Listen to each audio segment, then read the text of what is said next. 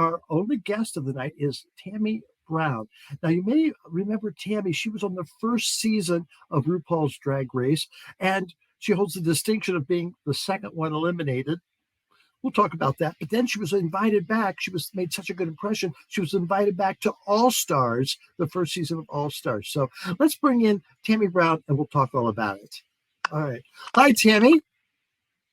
Hey, hi, everybody. Hello, hello. So good to have you tonight, Tammie.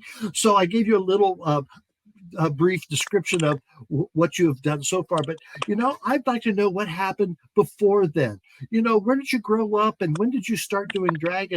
And let's talk about that. Well, I grew up for the most part of my life in South Texas, and then, of course, the rest of Latin America.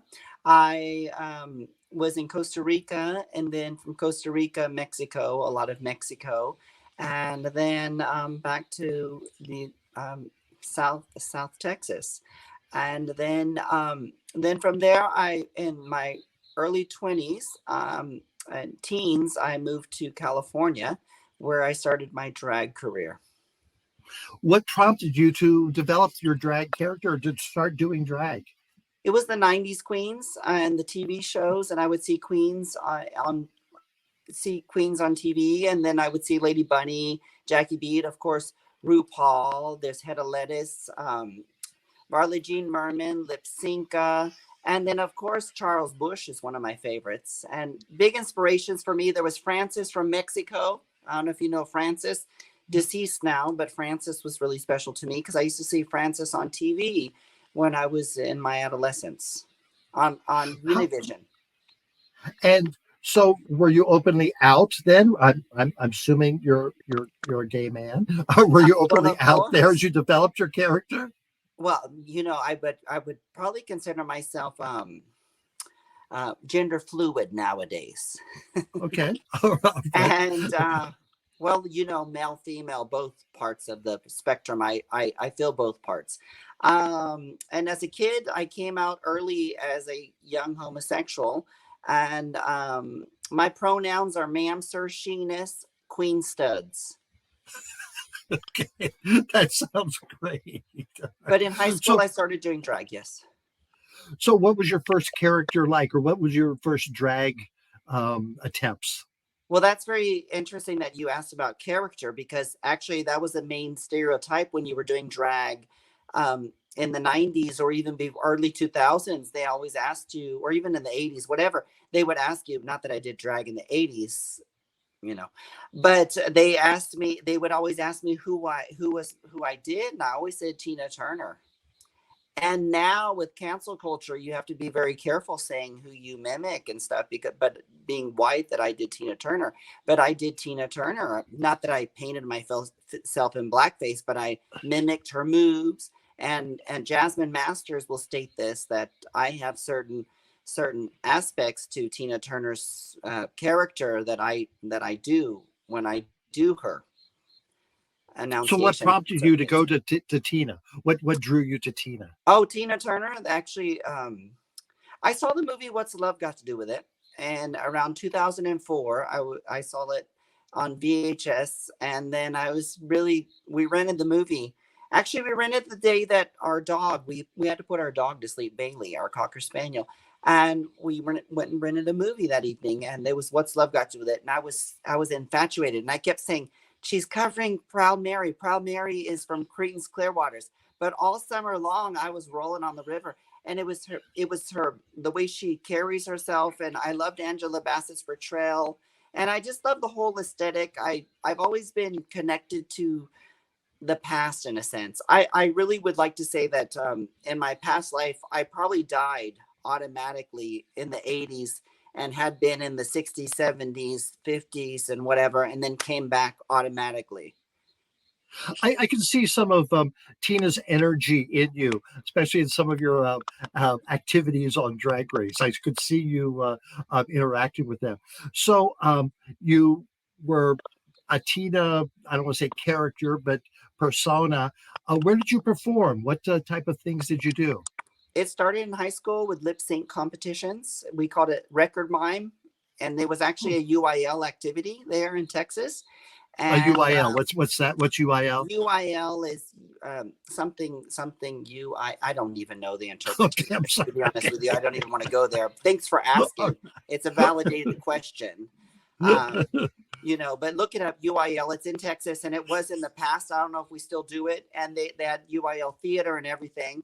And I was doing that. And then when I moved from Mathis, Texas to my high school, Mr. Atkinson, shout out to Mr. Atkinson. He was someone that was he was a heterosexual male, but he was very supportive of my drag and everything. And then I was able to do plays. Of course, it's written about on my Wikipedia and everywhere else that I was able to do plays and all that kind of stuff. And but when people would come up to you and ask you who you did, which they always did, I would say Tina Turner. But in reality, I'm not trying to do anybody now, and I'm not mimicking anybody. It's me. It's always been me. But Tina is a catalyst to what I'm doing, An inspiration, yes. Yes. After high school, where did you go to perform? And when did you start saying, hey, I can do this and make money at it? Well, we didn't make money a lot. I mean, it was quite a fight. And in 2000, I moved to California for college. And I also was part of one of those schools for profit. And I wish I could find a lawyer to help me, because the loans, I still owe money to a college that's no longer accredited. It was for profit. And why am I paying for something that's no longer accredited? Thank you. It's not Trump of America. Huh? It's not Trump University, is it?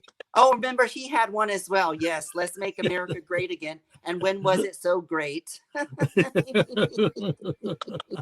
No, but he had one, of course, you know that. But Yeah. I moved to California to study fashion designs, and which my degree is no longer accredited. So just like Luella Parsons, I changed my career to high fashions.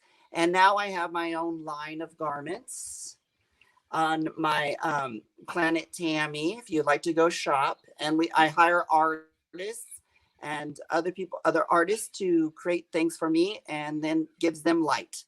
But I went to California to study. Yes. No, go ahead. And then when I was there, I was like, I really would like to start pursuing my drag career. And I was given guidance to focus on my schoolwork and then pursue the drag afterwards, get my degree. So I finished my fashion degree, and the guidance I got was from Buddhism. I've been studying Buddhism for over 21 years, and I've been practicing Nichiren Buddhism with the SGI, because I just, with What's Love Got to Do with It, such an influence, that movie, I started practicing Buddhism. And I've been practicing Buddhism for 21 years now. What were you doing before RuPaul's Drag Race that got you on to RuPaul's Drag Race? Well, regionally in Los Angeles, I was well known. I was doing my thing. There was about five of us that were well known, and I was one of the five.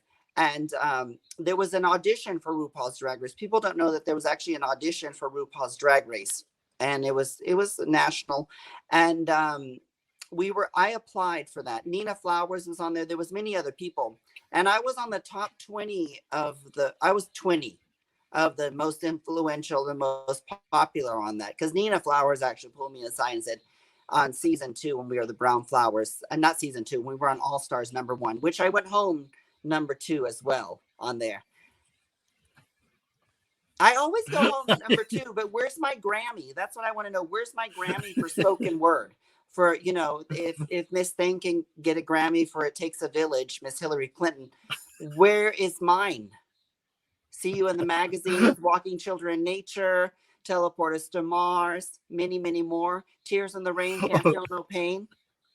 Oh, I've listened to Walking Children in Nature. We'll talk about that. We'll talk about that later on. But right now, we'll be right back with the next portion of with Tammie Brown. Hang loose, Tammie. We'll be right back with you.